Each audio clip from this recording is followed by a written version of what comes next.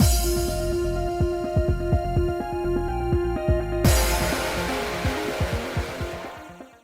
guys, it's Spacey Sims, and we are back with more Virche Epic Lycoris. Maybe we'll call it that. There you go. Anyway, continuing Mathis's route, and I have to tell you, we're gonna see how well this goes because I have no motivation to do this right now. I don't know. Maybe again, I think starting with Mathis was a bad idea because I'm just not as connected to him, and so I don't know. My motivation to record today, I was like, I don't wanna.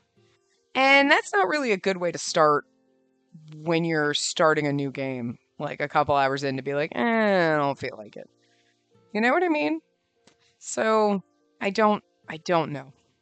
Um, I'm hoping that changes and then we get into stuff where it's like, yeah, no, okay, it was just the beginning was we had a rough start in the beginning. I don't know, but 8 hours in, well, 7 hours in, I guess is the eighth part, right? I don't think I should be in the I don't wanna. Trying to find anything to do to avoid recording when I know I have this is what I do for fun, so I don't know. I could just be a very low motivation. It could just be today. I don't know. But anyway, we're gonna continue and hopefully this gets us somewhere. So night had arrived after our wonderful date. Also, still think whoever fucking thought, oh, and the Salvation End stuff will make it white on white. Whoever fucking thought of this was really a shitty UI designer because this is seriously painful.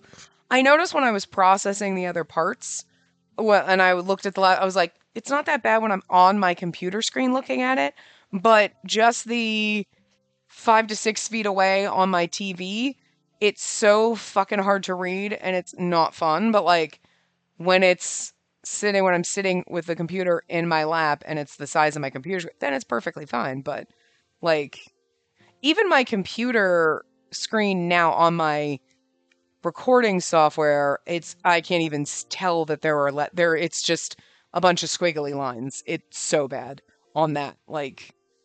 That I usually just have the preview up. And it's also not that big, and it's not the size of my computer screen, but I just have it so I can make sure it's moving along. But I can't even tell there are words there. It's that bad. I just this was the worst fucking idea. And when we got here in the last part, I was like, was it light? And I look back, no, it was not. Everything else was darker. Who the fuck thought, well, because you're in the happy ending, so we'll make it white. Fuck you, you suck. And actually, I'm still debating, does it look better? You know what? I'm gonna try it. I'm gonna make it not as screen. Hold on, this is what I want. I'm gonna make the transparency a little bit lighter and just see if maybe the white. It's not even the transparency because I have a feeling it's a little bit better because it's not white on white, but something's going to get in the way. And it's just, I don't think there's a good balance. And I think I also hate whoever came up with the UI for this because this is not, maybe that's a little bit, it's still painful. It's still just not, it's not pleasant to read and I hate them. I hate them with the passion of 1,000 fiery suns because we're going to be spending hours blindingly looking at this and it's not. Again, I think if you were holding your Switch in your hand or you're sitting there with it on a computer screen or something, it'd be better, but you'd think it'd be easier to see in a giant fucking TV, but it's not. It's so fucking awful. So, I just, seriously, who did this? Who approved it? And what moron didn't open their mouth and go, white on white is stupid? I don't know. Because the little black border is not enough to make this legible and readable. You know what I mean? It's why? Anyway. Night had arrived after our wonderful date. Mathis went to work soon after we returned, so I brought him some tea and sweets, but. Huh. The room was littered with books as usual, but Mathis was nowhere to be found. I didn't recall hearing him say he'd be stepping out for any reason. Maybe he went into the garden. I decided to brew a fresh pot of tea once he got back, and as I turned around, sheets of paper came sliding off his desk and down at my feet. I set down the tea and sweets and then picked up one of the sheets. I assumed they were documents about his inheritance or perhaps his study notes, but no, he's probably writing a new book. Uh, the moment I flipped over the first sheet, my heart began to race. It's the manuscript of the novel Mathis was writing a long time ago. Ah, okay, he never finished it. I don't remember what happened in the first one, remember. The words and the writing on the page, this has to be it. It was part of the novel that I was working on with the previous Mathis. What's it doing here? It wasn't particularly hidden. In fact, I was the one who placed it in its... Wait, I was the one who placed it in this room. Oh, I was the one who placed it in this room when I moved here.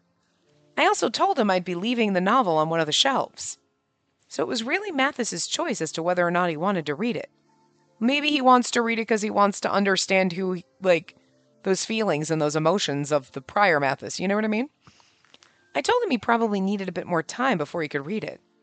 I wondered why he took it out now.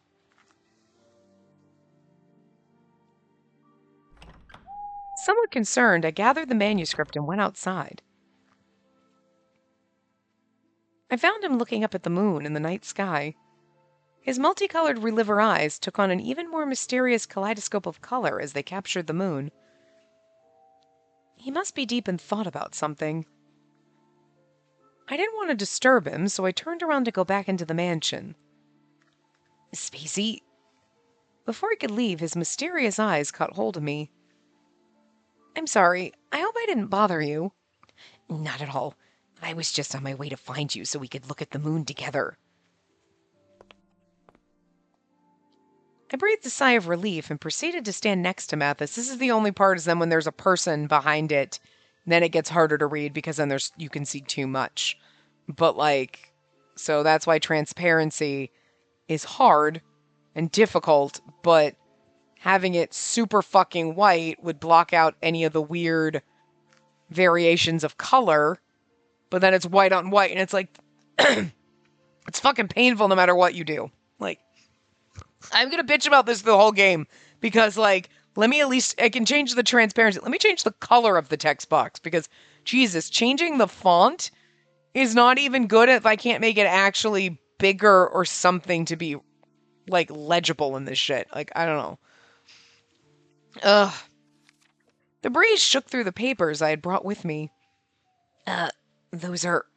I'm sorry. I should have told you that I read them. No, this is the story you wrote, Mathis. I was just surprised. I mean, I haven't seen you read any of your old books during the time that you're studying. I thought you might have lost interest in novels after becoming a reliever. Not at all. When I see the rows of books on my wall, I always feel excited.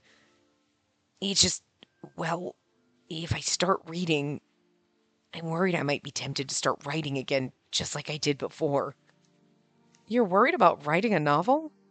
Yes, because what might happen is that I might end up writing something different from before, and I don't want to make you sad. It's kind of adorable. The current Mathis knew that the previous Mathis and I were in love, or perhaps it'd be more accurate to say that he learned about it after the fact. Sometime after Mathis and I reunited,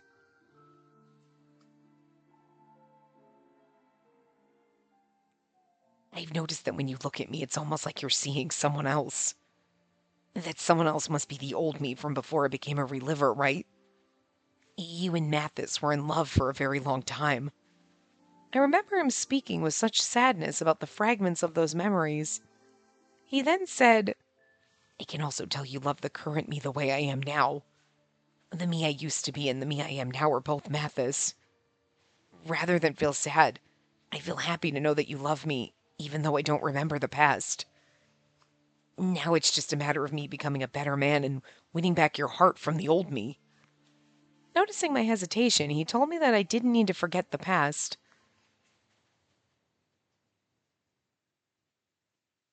Okay, so I'm not sure I fully remember everything that happened, but it was okay, yeah, he came back, but then he doesn't. But it's not like a normal reliever where you have your memories, but you don't have your emotions. He didn't have, didn't we have to meet him he didn't even remember us at all? Or bits and pieces maybe? I can't quite, but I mean that indicates that he at least didn't remember everything, which, okay. After our conversation, he began to study the records about his past, but for all I knew, he never once looked back at his past as a part of his memory. Why hadn't I noticed sooner? Even now you love books, yet you were holding yourself back so that I wouldn't get hurt. And that's not exactly it. I mentioned before that I was Mathis, both in the past and in the present, but I was so frightened by the comparison I couldn't fully believe it myself. He spoke as if blaming himself, and I immediately responded to refute it. It's true that I was shaken when I came across these papers again, so it's not wrong that you felt anxious about them too. But I made a promise to love you, which means that I can't forget about the past version of you. I'm very sorry, Mathis. I understand. It's your kindness that made me fall in love with you again. And hearing Sister Salome's story dispersed a lot of the worries I felt. I know you won't compare the past and present versions of me. We'll live together, treasuring every moment we spend with one another. Mathis, one day, we'll be having another conversation like this after you've become a reliever yourself. When that time comes, it'll be nice for us to fall in love with every version of each other. He looked so beautiful under the moonlight. His hopeful words sounded as though they were destined to come true. I knew it. I was in love with Mathis Claude, a man who could paint such a gentle future with all his heart and soul. I felt the emotion overflowing from me. I promise that no matter how many times I come back to live another 23 years, I'll always offer my first love to you. I love you so much, Mathis. How adorable. Before I knew it, I was declaring my love for him with a boldness that surprised even me. Mathis looked so flustered by my confession that he nervously took a handful of his long hair into his hands. I think it's unfair of you to take me by surprise like that.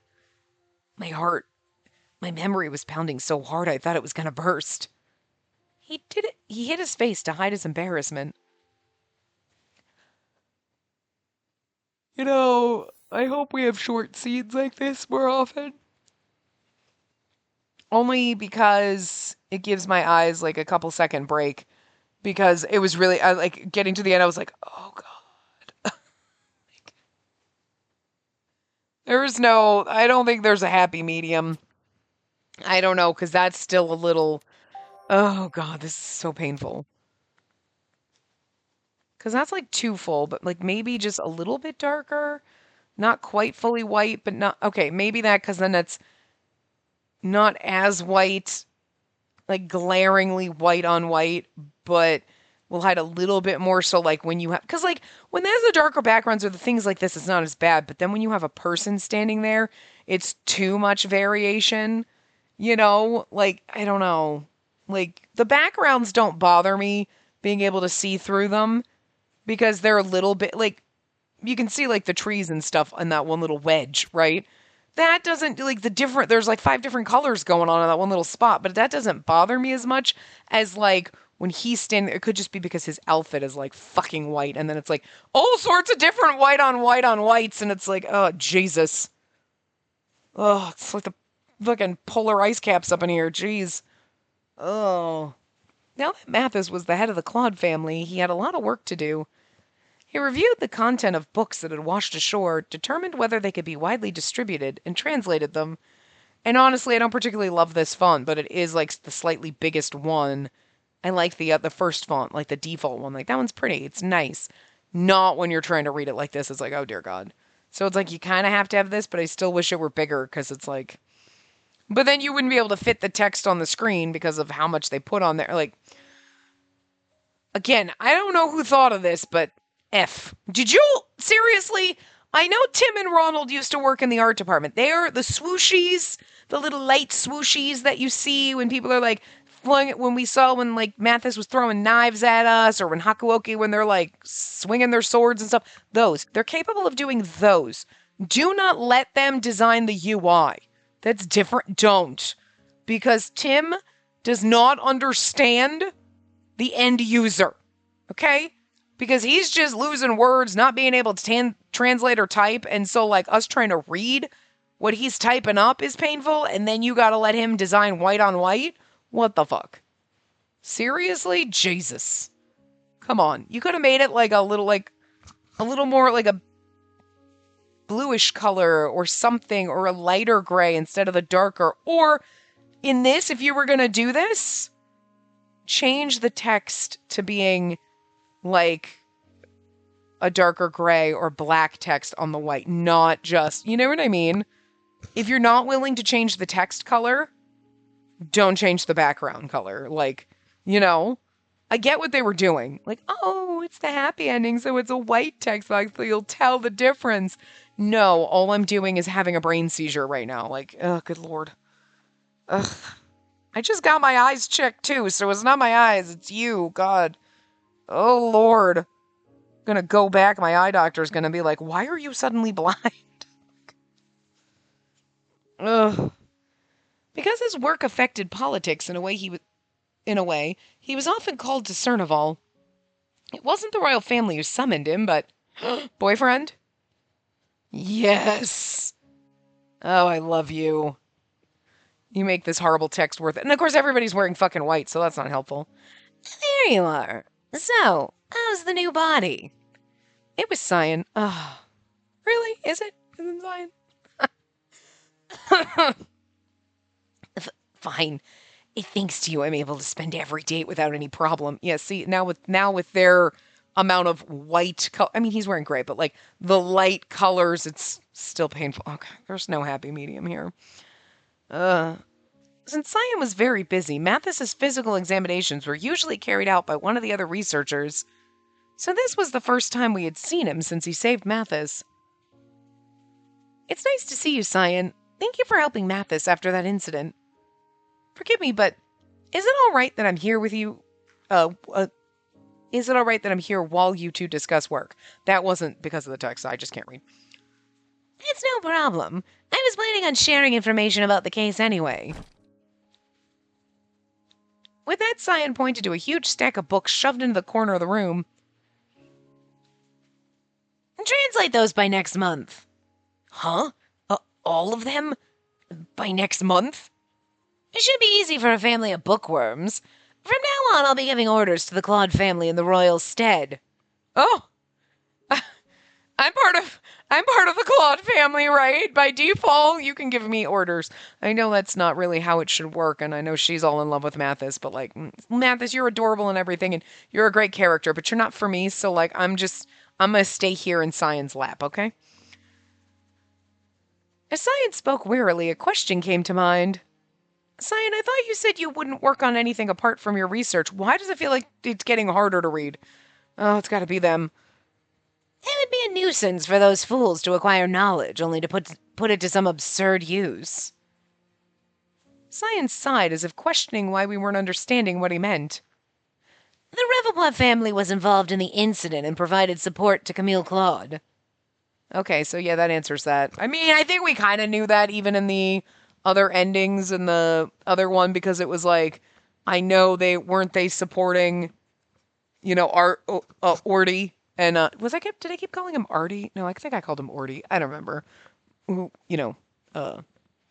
Capucine, who was supporting Jean, so I think we remembered that, but I was like, I don't know. I feel like it was one of those I think, but I don't remember, but whatever. I don't necessarily mind their little, like, expositions where they're, like, just giving you a little bit. Just give me the back information without spending 3 hours on it. Just, like, shit like this. Like, okay. All right. Okay. Good enough. It felt as if the temperature in the room had suddenly dropped. Because, again, if you played this directly after the first game, you're like, I don't need this information. I do, but I don't need 6 hours of it. You know what I mean? I want the end story. I just want a little refresher. Like, I need like a 5-minute, I need like a little screen when it pops up, like, do you want a reminder? Yes. And then it's like, okay, so you fell in love with Mathis. You were both tortured in the basement by Camille, who was supported by the royal family. Cyan ended up saving him. He doesn't remember you. He's relevant. Okay, cool. Like, and that's basically what we've gotten here, but give me like a 1-minute overview. The quick hits. Give me the bullet points. You know what I mean? Cyan slid his fingers across the air to open a display showing the results of his investigations. He explained in a cold and calm manner.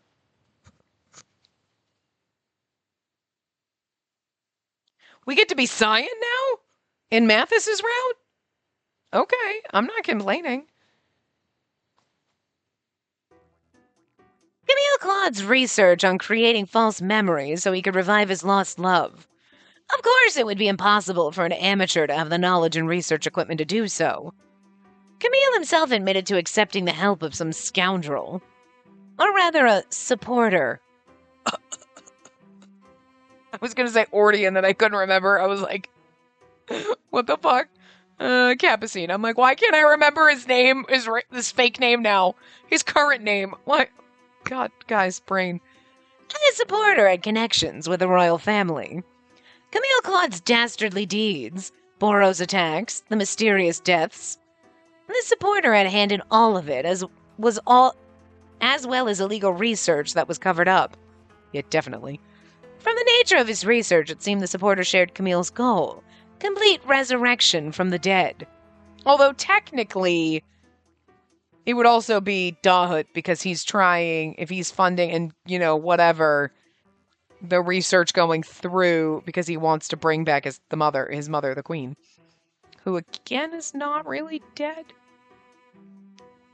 but also doesn't remember him or has no feelings for him. Is she right? Salome is his mom, right? Anyway. And this person must have assisted Camille Claude in order to use his research on recreating memories that didn't have a proper backup.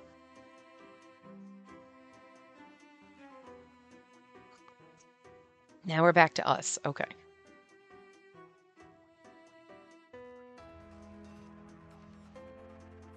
I would say I don't know if we needed to do the transition to Cyan for him to just say that here with a different background, but again, I appreciate the eye break, especially because with the dark background, that made the text box a little like of a grayish kind of color, and that greatly helped making it way easier to read.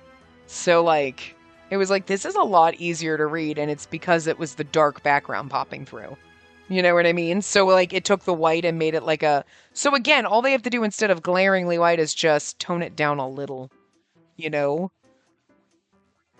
have to make it as black as the other one, but they can make it like a lighter gray without white, and it would be like a lot fucking easier to read. After his explanation, the image that had been floating in front of us melted away and disappeared. I can't believe that the royal family would be involved in all this. So that's why you don't want to give them even the tiniest bit of information.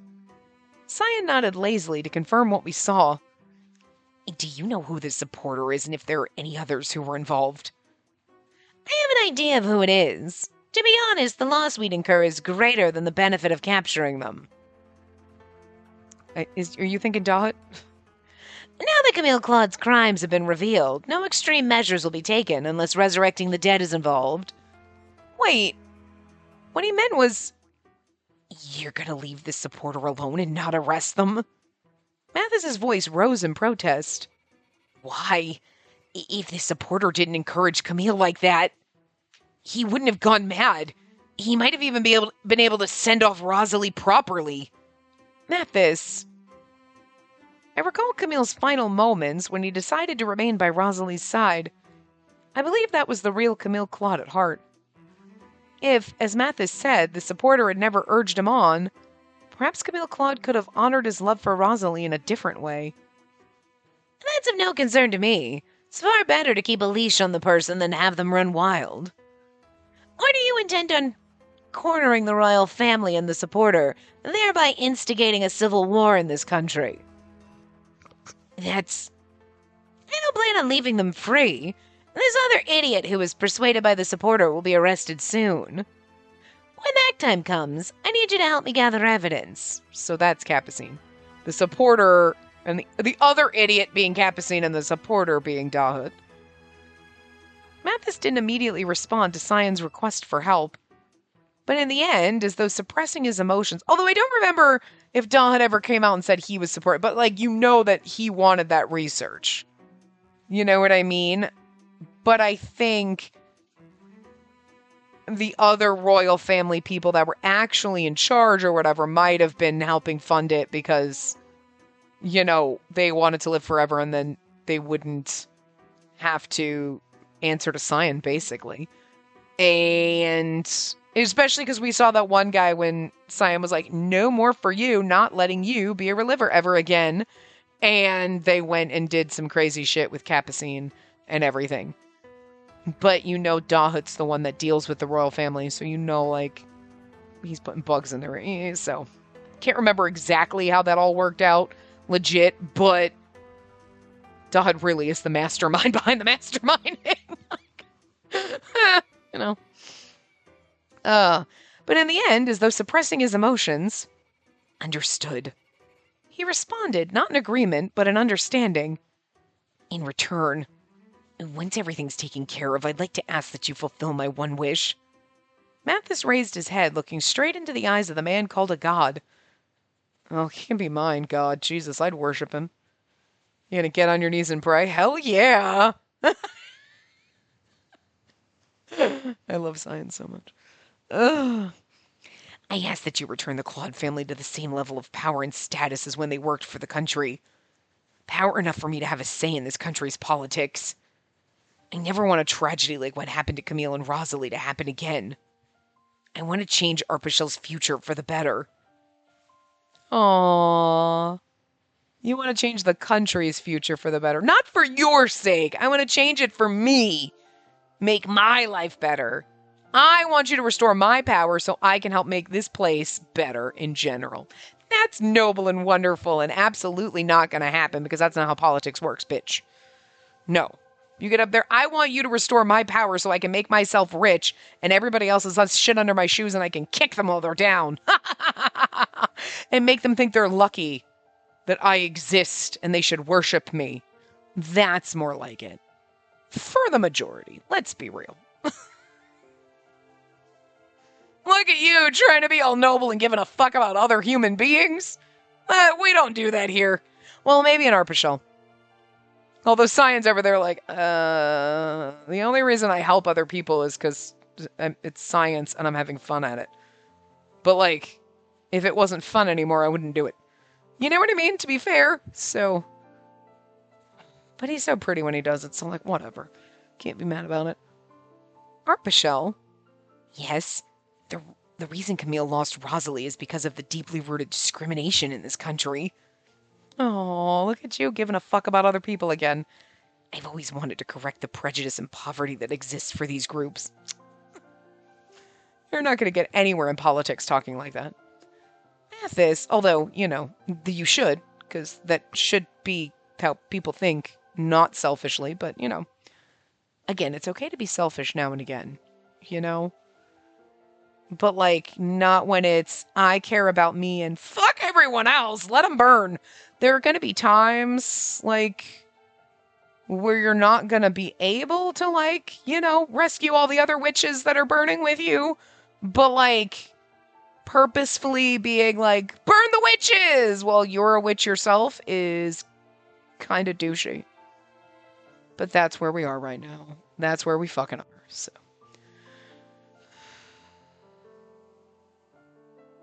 This really hurts my eyes. Mathis was steadily becoming a fine head of his family. I mean, seriously, yeah, but that's the most far-fetched part of this game. Not the weird bullshit science is that Mathis is a decent human being who, like, actually cares about other people. Excuse me? Wait, what? That seems so fucking unrealistic. I'm very cynical and bitter right now. Rather than continue to bask in the joy of seeing him again, I should also work with him to realize the same future. I was committed to taking the same steps to keep up with him. That's fine. It wouldn't be a bad idea to hide my pawns in that rotten castle. I know that you've said it. Just make sure you don't end up making a fool of yourself, Mathis Claude. Of course. With the meeting concluded, Mathis and I rose from our seats. We split up the stack of books to be translated and carried them out with us. The least he could do is offer us a little book cart. All right. Actually, this is a bad one to do. Mathis? About what you said earlier, if you don't mind, can I help too? I asked in a quiet voice, and Mathis suddenly stopped. I'm really happy to hear that, but getting yourself involved in these politics means that you're getting to face the royal family. You're going to face the royal family, their soldiers, and the supporter. I don't want to involve you in that kind of danger. I understand what you're saying, but still, I want to see a new Arpachel that's kinder than before. Spacey, We decided to walk hand in hand at our own pace. I wanted him to take me with him, no matter the danger. When I spoke with that resolve, Mathis groaned quietly in response. Mathis? I'm sorry. For some reason, my heart's pounding again. After shaking his head to compose himself, Mathis replied, I'm really happy to hear you say that, Spacey. But I'm still far from being a good family head or even a human at that. Which means that I'll probably cause you a lot of trouble in the future. Despite that, will you hold my hand and walk into the future with me? Of course. There are only so many things I can do, but so many thing I can do. Right. No matter what lies ahead, I promise I'll always stay by your side, Mathis. Like, Tim and Ronald decided, like, if we put white on white, they won't notice all our typos because their brains will hurt too much from trying to read this. I still caught that, assholes! Mathis smiled happily at my firm response, and you still suck for doing this. Cyan's like, are you gone yet?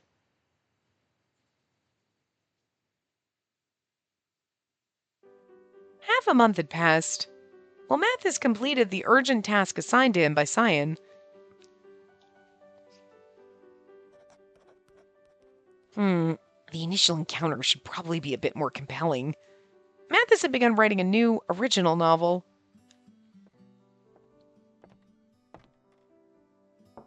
How are things going? As he immersed himself in his writing, I asked him about his progress while offering him a cup of sweet tea. Mathis thanked me for the tea and carefully took a sip so that it wouldn't spill on his manuscript. I'm not sure I can say it's going well, but I'm really enjoying the writing process. If I'm not careful, I might keep going even when it's time to work. The proof was spread out across his desk, which was completely covered in papers. He's really focused. At this rate, he might complete his book in the next few months. But Mathis still hadn't told me what kind of novel he's writing. A twinge of curiosity stirred in my chest. He must have noticed my lingering gaze because... Nope, what I'm writing is still a secret. He smiled teasingly as he hid the papers from me, like he did the first time we met him. Like, one of the first times. Didn't he, hide the papers from us, too? I feel like I remember a CG that went along with it.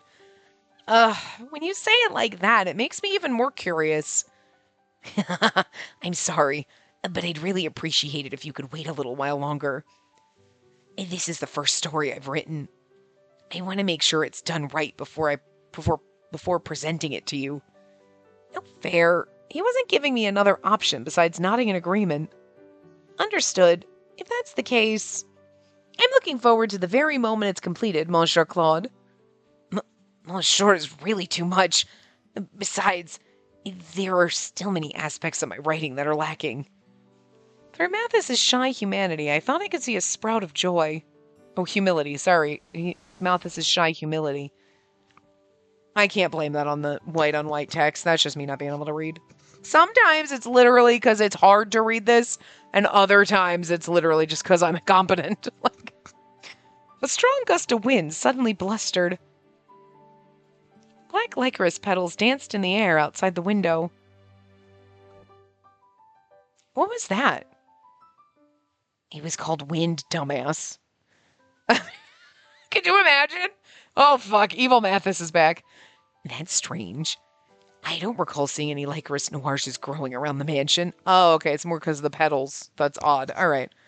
Mathis quietly wondered if the petals had ridden the breeze from the ocean side. Could it be Anko? I'm sorry, but there may be some petals scattered in the garden. Let me go and take a look around. I have to go and somebody's calling me. Understood. Please call for me if you need help sweeping up. After taking my leave, I quickly headed outside before the petals could vanish.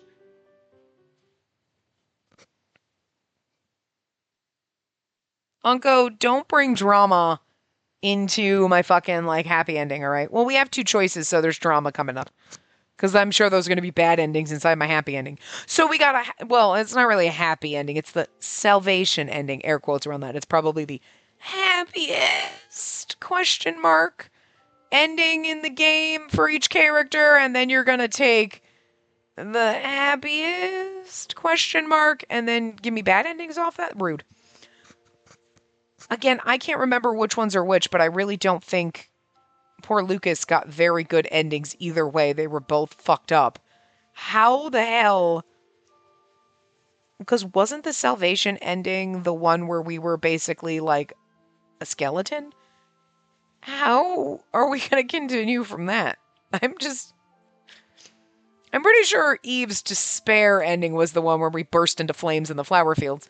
So, like, and like, I'm pretty sure that was, so I think, but there's only certain endings I remember, but I'm just trying to think of where we're going to go from there. You know what I mean? At least we know the despair ends are really short, the despair continuations. Although, to be fair, they could have put a little bit more to make them a little twisted and like taken a little bit again out of the encore and maybe a little bit out of this. Because like right now we're just kind of going through the motions and we're not doing anything here. Is it just me? Like, I don't know. I don't feel like I'm getting anything accomplished. Like, yeah, okay, we had a little date where we went out with Mathis. That was cute. And then we just talked to Cyan, and now he's writing a novel. But it's like, okay, but is there a point? I know it should be. It's cute little after story. But when I think of after stories, okay, we're happy. I want to see, yeah, you want to see the cute little fluffy things or little scenarios or like little things, not like, okay, so today, like the basic everyday fucking shit of like, what if, like, when you were watching a TV show, half of the fucking season was literally them just coming home like, hey, we're making pasta for dinner. Are you cool? Okay, cool. Yeah, and then you're just watching them boil fucking noodles, and then they're just sitting down at the dinner. Oh, yeah, no, work was weird. Yeah, I had a lot of paperwork to do, but like, oh, yeah, no, okay. Yeah, how was school, kid? Okay, yeah, uh-huh. And they're just basic, boring-ass, everyday fucking shit that you deal with in your boring, everyday fucking normal life. Oh, hey, I'm gonna do laundry, and there was no, like, the point of, like, most of your TV shows and sitcoms are the shenanigans that ensue that you were like, this, taking a situation that happens in real life and, like, amping it up and resolving it in 30 minutes, but you literally just watched half a season of somebody doing laundry. And then they were painting their house and doing the basic fucking everyday shit that you fucking do. Oh, well, we gotta watch 20, like, oh, this whole episode is just Tom mowing his fucking lawn. Okay, cool. That's kind of what I feel like we're doing right now. We're just there's not really, I don't feel a value added. I'm waiting for a value add. We have cute little moments where they'll say, then you're like, oh, that's kind of cute. Okay. But that's not enough. That 5 minutes is not enough for like 6 hours worth of watching somebody mow their lawn. You know what I mean? Like, I don't know. I think that's why I'm struggling with this is like, you just put in a bunch of continuation stuff that's just bland. It's very beige. I'm going to need you to put some color into it. Especially in this fucking background, like, text thing. Perhaps I was mistaken, but Spacey seemed rather happy as she headed outside. She did tell me she likes the Lycoris. I wonder if she was excited to see the blizzard of petals. That's a nice way to think about it instead of I'm going to go happy to go see Anko. If she really likes them that much, then I'd love to grow them in the garden, but they're still known as flowers of misfortune. One wrong move and we could both be dead before we could get ourselves properly backed up. Let me see. What if I had a blizzard of Lycoris appear in important scenes of my story? It sounded like a good idea to me. Once my mind was set on it, I immediately turned my attention back to my manuscript to work out the structure. I hope Spacey will be happy. Now that's kind of adorable. Like, this little aside is cute. I'm working on my little novel. And like him doing that, not showing, okay, like that's cute. Okay. Because then later you'll probably explain the novel to us. So I get showing us that he's writing a new novel and like, but, I can imagine the smile on her face as she read those scenes. A gentle heat warmed up my memory bank, followed by a sudden stabbing pain. Uh-oh. Okay, well, now we're getting drama. So, okay, good. We're adding something finally. My eyes opened wide from the unexpected pain, and I fell to the floor. The gentle heat turned into a burning pain that ate away at the emotions stored in my memory. Error! The word overtook my mind, and I couldn't even cry out in pain. It hurts. It hurts. It hurts. I couldn't bear the pain any longer. My instincts as a reliver were telling me to leave behind my thoughts and emotions, to free myself of this pain. It's funny because, like, okay, relivers don't, like, you lose your emotion, but it never said you couldn't feel emotion after coming back at all. It's just all the emotions you had prior get deleted, right? So this is almost, I don't remember. I remember that, like, oh, if you were in love, then when you get to become a reliver that, like, or like, we were going to get married. Yeah, I'm a reliver now, and I don't feel that way anymore because I have no romantic. But then no one would ever get married and have kids, and none of that would ever happen because relivers would never fall in love. Like, you become a reliver, someone else, and then you meet, you kind of fall in love, whatever. You have kids, and then you become relivers again, and then you're like, yeah, our relationship is not the same because, whatever. That's why I know they said most people, I thought, were like, yeah, this is a good arrangement. We like each other. We're friends. This will be good because when we become relivers, the whatever love won't exist anymore. So we do this on almost like a business arrangement type of a thing. But I don't remember them ever saying that a reliver, when you came back, didn't have any emotion ever. Because if that's the case, then why is Hugo so, like, fucking passionately in love with fucking Eve that he would come after us and try to kill us?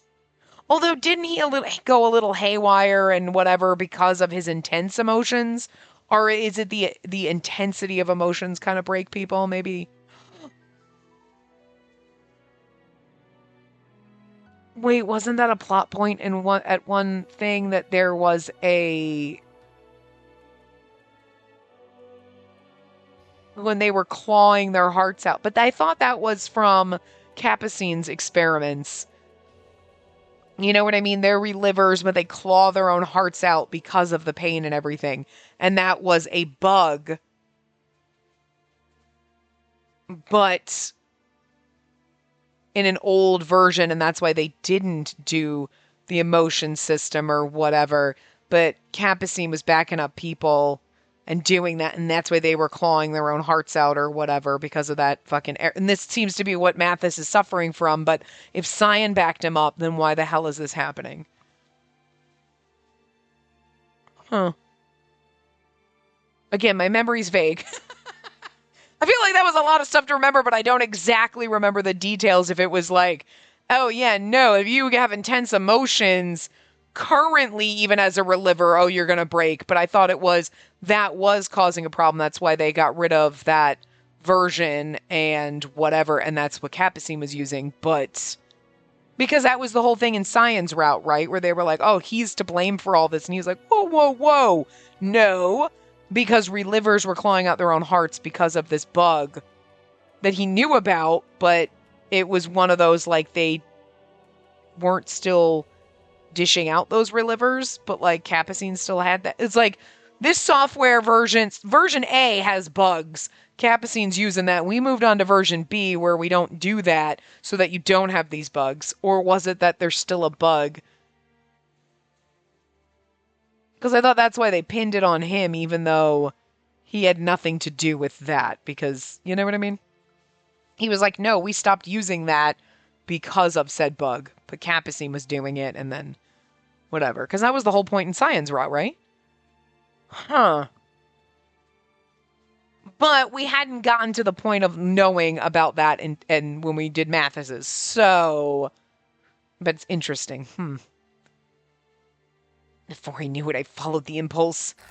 I furiously scratched at my chest, trying to claw it open like a wild beast. See? But I didn't think Cyan was using this whatever that had the bug in it.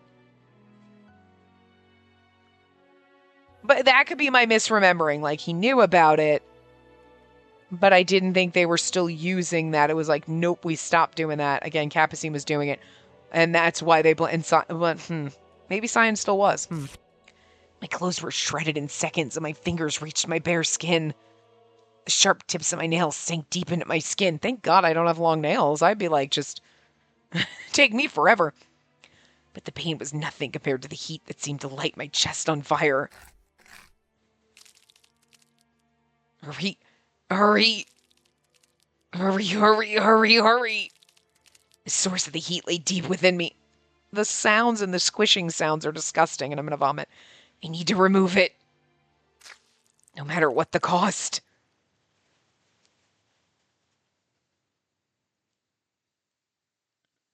Okay, like, I'm sitting over here like, you don't put some bad shit in my good head, but hey, it's drama and it's something. It's something that's gonna, okay, so all right, all right, all right. We're going somewhere now.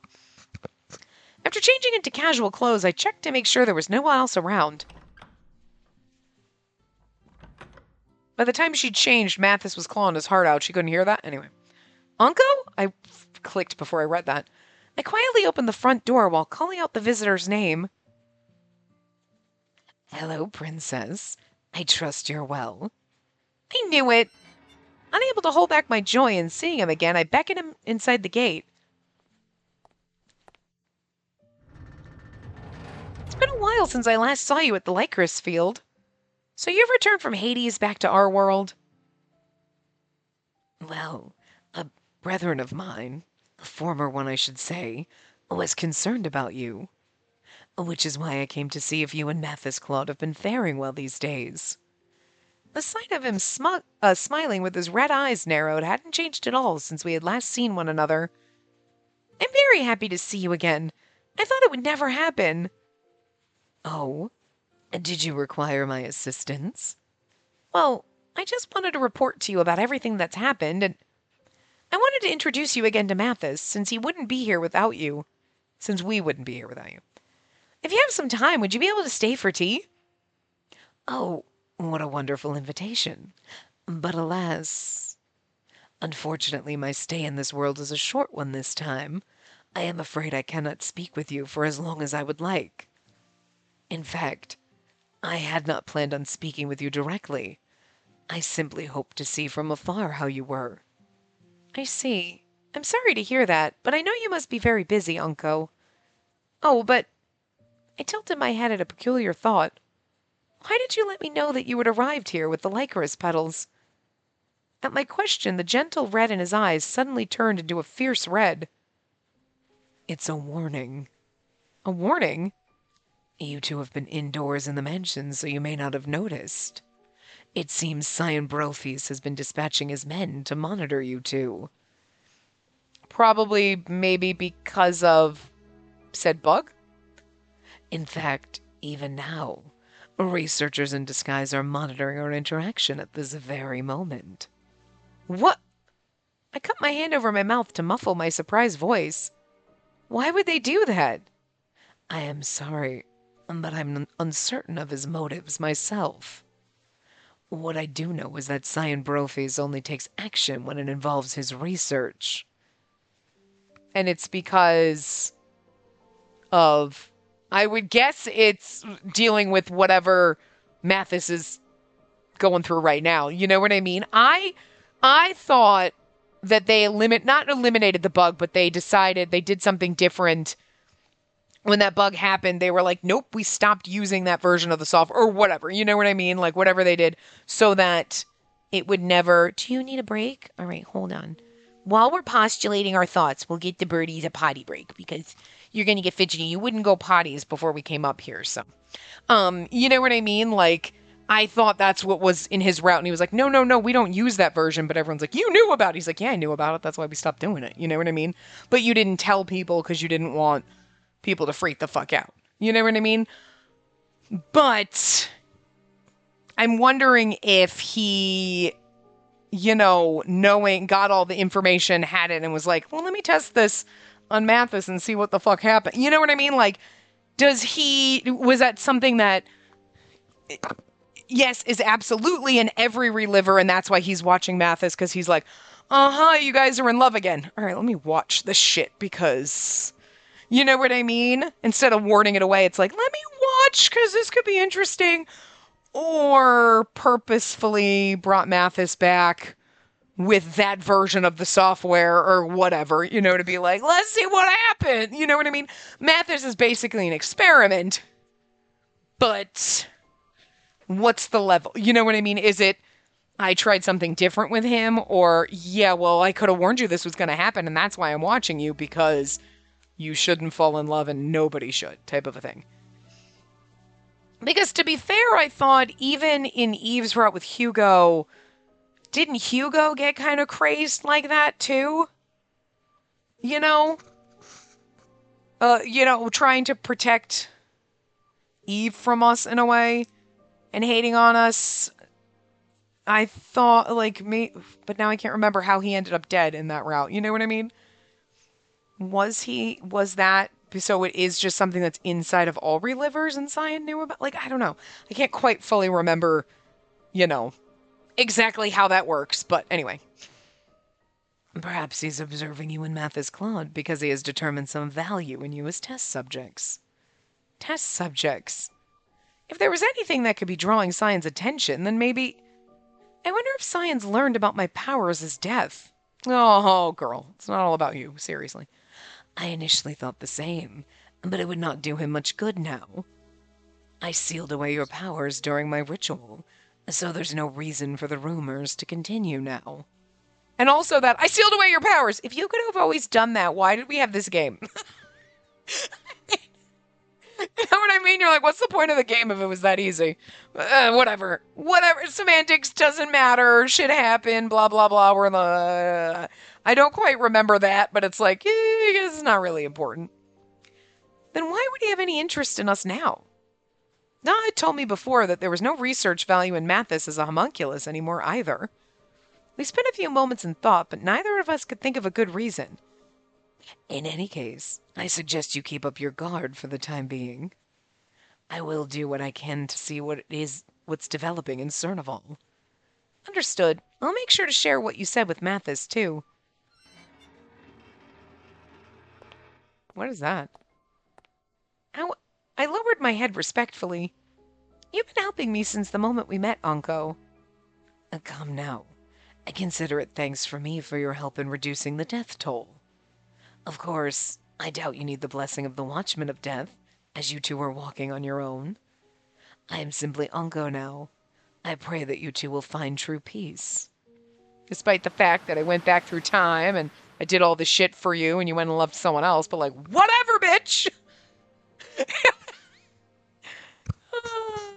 Onkalfe is really actually a good man if you think about it, because he did all of this shit for how desperately he loves you, and then you fucking fall in love with somebody else every single time, and then he's like, you know what? Good for you, girl. I'm happy you're happy. And he's just so good about it, and then he's just like, pieces out with the wave of the wind and the flower petals. You know what I mean? Like, I don't think most dudes are gonna do that, so... He whispered that we would meet again, then quickly vanished. Uncle must be busy in Hades, but he still took the time to make sure we were doing well. I'd better not waste the effort he made to give us that warning. I should let Mathis know right away. Maybe we could discuss the matter and find out what Cyan was trying to attain. I made sure the gates were securely closed, then quickly headed back inside the mansion. You better go find Mathis, because he's dying right now. I was about to return to Mathis's room, where he was probably working on his novel, when... I heard a strange sound. It sounds like he's cutting himself. What is that? It sounded like something hard was being shaved. Oh! I thought it might be the creaking of the building, but it was oddly quiet for that. What in the world was Mathis doing? Get in there now! Get in there now! Oh my god! I mean, to be fair, like, think about it when you have a really bad itch and you just scratch and all of a sudden you're like, oh, I'm bleeding now because I scratched myself so bad that I'm bleeding. And then you just keep doing that and you're gouging through your oh my god, I'm gonna vomit. They really know how to make you puke in this game. Feeling that something wasn't right, my pace quickened.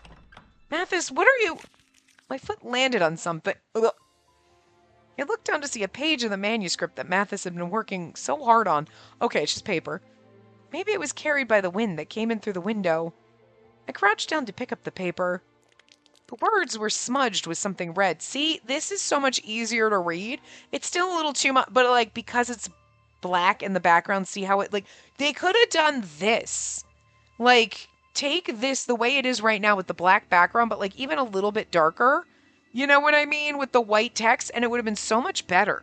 But why did you make it brilliantly white instead of like this, where it's like a pretty muted blue-gray? Because like it's got blues and purples and like whatever in the background, but it's not so fucking neon bright. It's like a nice muted color where it's still pretty, it's still light and airy. It's not gray and dark like the bad endings, but the white is so much fucking easier to read right now. Why the fuck didn't you just do this? Like, tone it down, you know? Huh? I looked up. Don't. Okay. I was like, do not give us a CG of this shit. Oh, there's blood everywhere. In the middle of the room was the source of it. There was Mathis. He was violently scratching at his chest, and then the sound is just horrifying. Huh? I gasped. All tracks of red in the room led directly to where it flowed from Mathis's chest. What is happening? The words spun around in my mind relentlessly. I finally came to my senses after hearing a quiet scream come from Mathis's mouth. Mathis! I cried out in horror and quickly helped him up. Wait, is his lifespan at its end?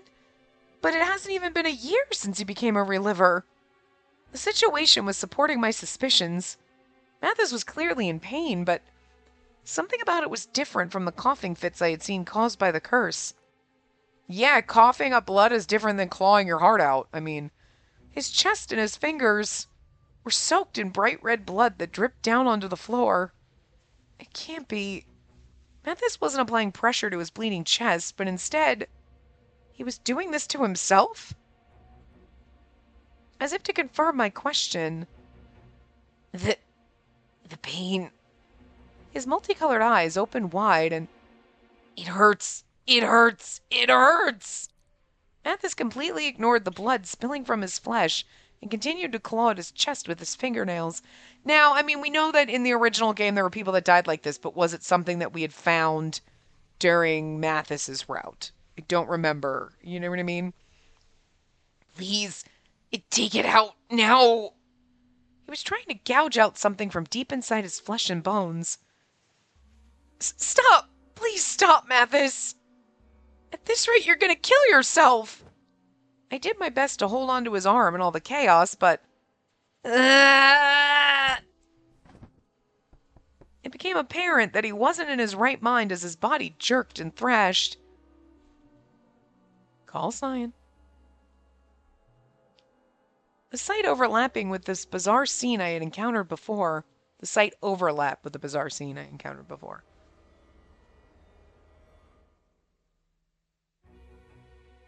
How can I help him?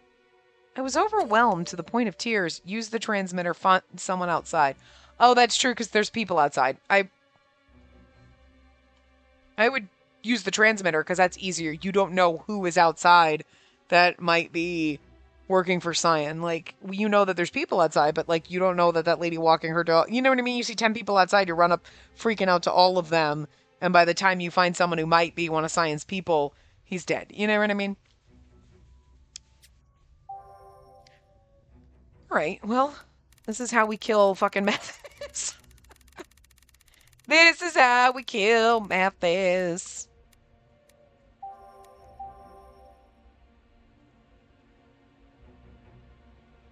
Okay. I think there's 2 different bad endings in this one. We find someone outside. I don't know, that seems like a fucking bad choice, but okay. I bit my lip and used the pain to regain my composure. There's no telling what Mathis will do if I leave his side. This is going to be risky, but... I quickly stood and slammed open the window where I had seen the Lycoris petals fly. I took in a deep breath and... Oh, okay, you're going to scream out the window. That's a little different, but still. Someone, please! Mathis needs help! I did my very best to yell outside. The Claude estate was vast, and with no neighbors nearby, there was a chance my voice would go unheard. But there was also a chance that... The moment my voice rang, a number of people lurking behind the main gate jumped into view. How many people do you have watching us, Cyan? I threw the keys to them with all my might. They quickly picked them up, making their way inside. Sounds of footsteps stormed down the corridor, and Dawhoot was outside watching us? Seems a really stupid use of his time, but okay. Spacey, what's going on? Dawhoot, who had been monitoring us, appeared with his subordinates in tow. I find that unless... You know what, maybe Cyan was like, all right, Dawhoot, we'll let you experiment with Mathis. Why not? Whatever. Very well could have been. A little thing was sleeping inside the cold cradle. I'm assuming this is back to being Camille, because this is his laboratory. Ah, finally, success! Sparkling and smooth. The man with beautiful hair was overjoyed at the birth of the tiny life sleeping on the laboratory table. But his joy was not directed toward the tiny life itself. It took so long. Any longer and I would have killed all prostitutes in the country. Now all that's left to do is grow its emotions from the memories I implanted, and my research will be complete. It won't be long before I can finally reunite with Rosalie. I like how they put question marks like we don't know what Jamil. His joy came from gaining the means to reunite with his beloved once again. This is no time for me to get carried away. I'd better load it with the memory of its name before it wakes up. Then again, this is just a test run. I guess I can name it whatever since it doesn't matter. Before he could finish, there was a sudden jolt. The sleeping subject suddenly opened its eyes. Startled, the man quickly backed up against the wall. However, the subject didn't make any further movements. It's not conscious yet, is it? I see. Its eyelids just open from muscle spasms. Damn, that scared me. He swore as he looked closer at the subject's face. The color of its eyes wasn't set yet, but now that I look closer... Yeah, it looks really similar. Like me and her. Because it's essential... He mumbled that it was only natural. I shouldn't worry what name it gets, right? He figured he could simply give it a common name he might have heard while out for a walk. In fact, he could even choose a random name from one of the countless books in the mansion. I could, but... The thing is, it just doesn't feel right. Almost like a waste. Strangely enough, he was thinking much more deeply now. Okay, and this scene is actually kind of adorable. In a very fucked up way. Like, Camille making this homunculus and then how he decides to name it Mathis is because that's the name Rosalie picked for their baby if it was a boy. And now he's like, well, it kind of looks like us. Because, essentially...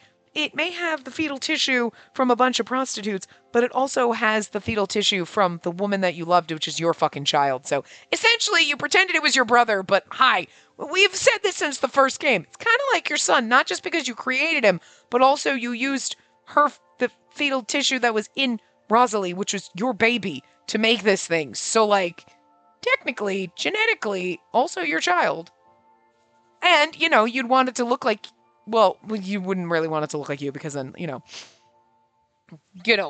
but because I was like, you'd want it to look like you so that you'd look like siblings, but we didn't know Jean was Camille for the longest time, but still, like, it's just, you know what I'm saying? Anyway, strangely enough, he was thinking much more deeply now. All right, got it. Your name will be Mathis Claude.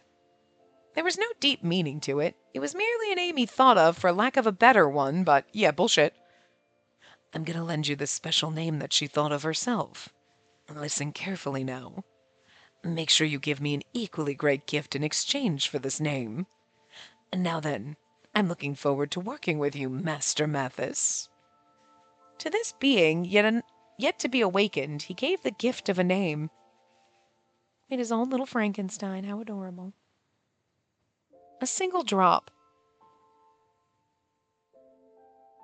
Mathis's eyes slowly opened. We should have stopped there, but whatever. As they did, a single teardrop fell from the sad dream he may have had. Was he like remembering that, like it's stored in his memory bank? Because that's like so sad and fucked up. But it's still kind of pretty, you know? Mathis, you're finally awake. I rushed to Mathis's side and held his hand as he lay in bed, slowly awakening. He blinked his sleepy eyes a number of times. Spacey. He finally responded, recognizing me after his fourth blink. I could see myself in the lifeless white ceiling reflected off his eyes. Where am I? He thought I was working on my novel at home. Still trying to grasp the situation, he moved to get out of bed, but... Ow! He suddenly grabbed his chest with a pained expression. You need to take it easy. Your chest is badly wounded, Mathis. I quickly held his shoulders so he'd stay put. Obviously, those words alone weren't enough to explain his situation. Huh? My chest is wounded? But I don't remember getting hurt. It seemed he didn't remember anything that happened at the mansion. As for me, I was brought to this room after Dahut and his team saved Mathis, so I wasn't sure exactly what happened to him. Still, I can't just stay silent. If it had been even a second late in calling for help, Mathis might have completely ripped out his heart and died. Okay, so calling then on the transmitter waiting is... Okay. In order to prevent the same thing from happening again, I needed to tell him the truth. I mean, it makes sense when she opens the window and screams out and then chucks the keys. Like, okay. But but you know what I mean? Go run and find help seems like I'm going to go run downstairs, run out, run around and scream for people. It seems stupider than picking up the phone, calling for help. You know what I mean? But given the way it happened, yo, get in here, chuck the keys out the window, takes less time than let me call on the transmitter, get Cyan to answer, tell him what's happening, and then he has to call Dahut, who then comes barging in. You know what I mean? So like, okay. All right. But they don't, I like that they kind of do that though. When the way they put it, you're like, go running around outside looking for help seems stupid compared to picking up the phone and calling 911. You know what I mean? But it's actually like, the way it works out is the reverse is true, where you think the transmitter would be faster. It's not. So, interesting. Anyway, in order to prevent the same thing from happening again, I needed to tell him the truth. Well, I knew that he was going to be confused, but I began to describe to him in detail what happened just a few hours ago. Okay, we'll stop here then. And then we'll go into our detailed description of what happened. And he can be shocked Pikachu about doing this to himself when we come back. So, I will see you guys next time. Remember to give the video a big thumbs up and subscribe to see more.